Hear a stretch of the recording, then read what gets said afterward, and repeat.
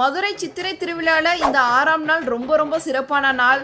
சைவ சமயத்தை இந்த மதுரை மண்ணுல நிலைநாட்டி வெற்றி பெற்ற வரலாற்றை சொல்லும் நாள். சமண மதம் வேகமாக பரவி சைவ சமயம் அப்படியே டவுன் ஆயிட்டு இருந்த காலம் இது.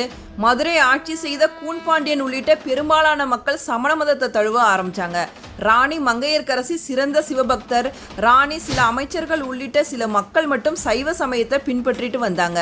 இதை பிடிக்காத சமணர்கள் யாரெல்லாம் சைவ சமயத்தை பின்பற்றாங்களோ அவங்களுக்கு எல்லாம் கடும் தொல்லைகளை கொடுக்க ஆரம்பிச்சாங்க.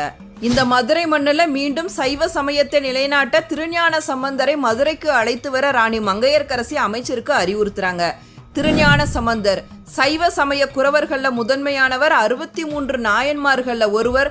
மதுரையில சைவ சமயத்தை தழைக்க செய்தவர். ராணியோட அழைப்பை ஏற்று மதுரைக்கு கிளம்ப தயாராகிறாரு திருஞான சம்பந்தர். அப்போ அவரை அப்பர் சுவாமிகள் தடுத்து, சமணர்களால் தனக்கு ஏற்பட்ட தீங்கினை சொல்லி கொஞ்சம் எச்சரிக்கையாக இரு